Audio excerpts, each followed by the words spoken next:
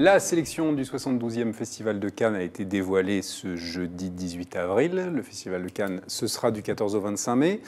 Dans cette sélection officielle, en compétition, il y a 19 films.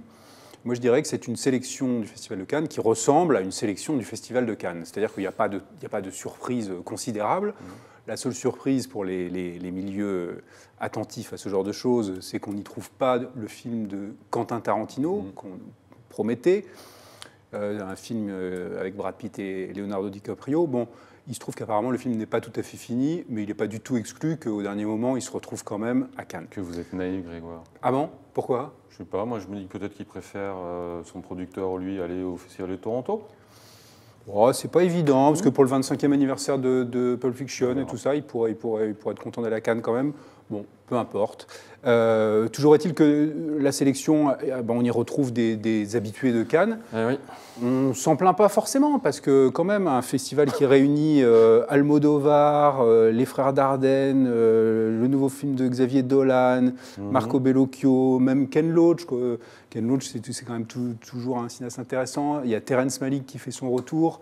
Voilà, il y a aussi des plus jeunes réalisateurs ou réalisatrices d'ailleurs françaises comme Céline Sciamma et Justine Triet.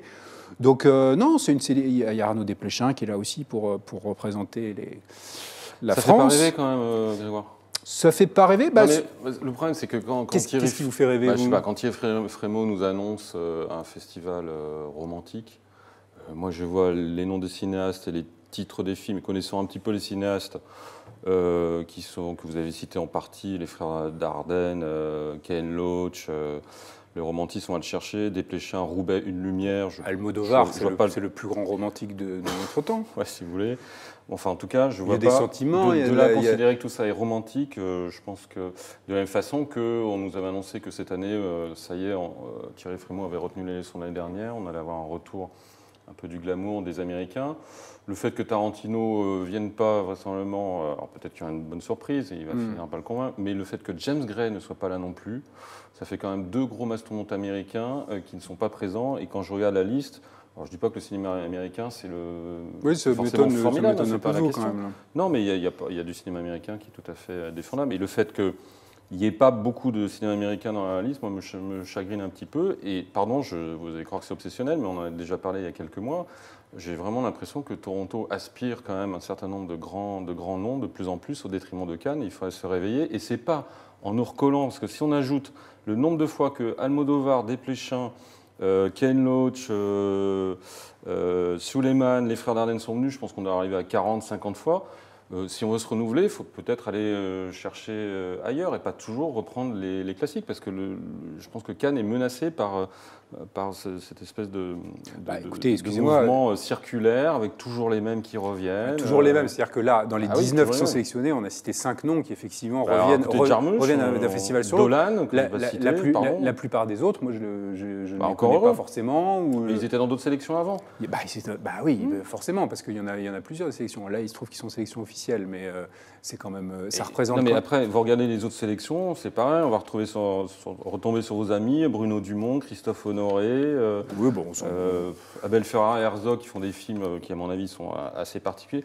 J'ai l'impression, Nicolas, il n'y a pas de remise en cause, il n'y a pas de remise en question. Quand vous voyez la présentation, vous demandez Pierre Lescure, qui est quand même un type formidable, qui est à côté, qui fait la potiche, qui n'intervient pas. On se demande s'il a un peu de poids sur ce festival, ou si Thierry Frémaux, qui est un homme éminemment respectable par ailleurs, mais peut-être qu'il faudrait un peu s'ouvrir à d'autres voies. J'ai l'impression que c'est Frémaux qui fait tout des débuts à la fin, d'une manière sinon autoritaire, du moins assez déterminée, et qu'il n'y a pas de place pour des choses un peu nouvelles qui sortent de...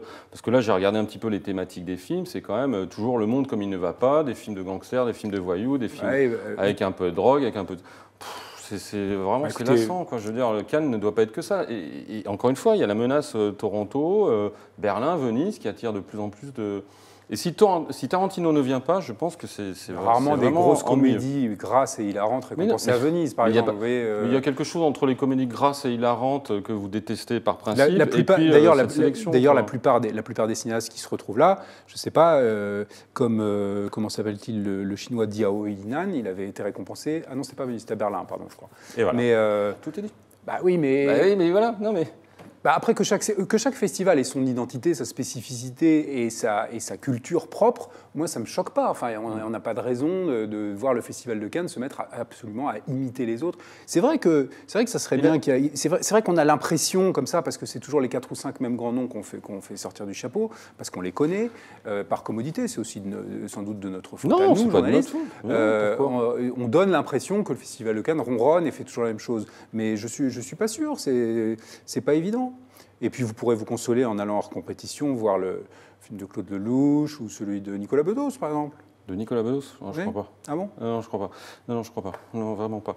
Et ce qui me gêne encore une fois, c'est aussi les thématiques qui sont ni romantiques, ni joyeuses. Il n'y a pas de film d'aventure, il n'y a pas de film qui nous font voyager. C'est encore une fois, c'est la guerre sociale, Les Misérables. Voilà, Lajli, qui vient du collectif Courtrajmé sur je sais pas quoi, les émeutes à Montfermeil. Enfin, c'est vraiment, c'est lourd quoi. On a Cannes, il y a ce contraste permanent à Cannes entre les paillettes, le glamour, le tapis rouge, les grandes marques, etc. Et puis ce qu'on voit après à l'écran, ça devient quand même, je trouve, indécent, quoi, obscène, et pour les uns et pour les autres. On pourrait quand même arriver à quelque chose entre les deux et pas avoir ce fossé. On a l'impression de l'entre-soi, les petits critiques de cinéma qui vont voir leur film, qui trouvent ça formidable, qui vont faire 10 000 entrées en salle, et puis à côté, on fait croire que c'est les paillettes, et puis en fait, les vrais films, ils vont ailleurs, quoi. Encore une fois, James Gray et Tarantino, s'ils ne sont pas à Cannes, c'est grave. Almodovar, il ne fait pas 10 000 entrées en salle, il ne fait pas du tout un cinéma sinistre. Non, mais Terrence Malick, il était parti dans des Almodovar, il ne fait pas que des chefs-d'œuvre, et là, comme par hasard, c'est un un film où il y a Penélope Cruz, Antonio Banderas, donc on est sûr que ça sera glamour, évidemment, mais on est glamour sur le casting. Est-ce qu'on est glamour sur le film? J'en sais rien, on ne l'a pas encore vu. Mais il y a quand même des sous-entendus qui sont... Bon, généralement, une forme de fantaisie qui est propre à Almodovar qu'on ne trouve pas ailleurs. Donc on va être content de voir ce que ça donne. Ouais. Et puis enfin, je suis pas, vous exagérez un peu, comme souvent, mais il y a Terrence Malick qui va être là. Terrence Malick, ces derniers temps, il avait fait des espèces de poèmes visuels un peu mystiques et métaphysiques. Il paraît, personne n'en sait rien à vrai dire, mais il paraît qu'il revient à une forme qui est plus classique. Il paraît, c'est pas du journalisme, ça, Grégoire. Et qui est plus historique, s'il renoue avec... Mais historique, parce que ça se passe pendant la Seconde Guerre mondiale, mais il a déjà fait la ligne rouge pendant la Seconde Guerre mondiale. S'il renoue avec la veine de la ligne rouge, ça fera du grand cinéma épique qui risque de beaucoup vous plaire. D'accord. Et en plus, ce sera américain, donc ce sera parfait pour vous. Parfait.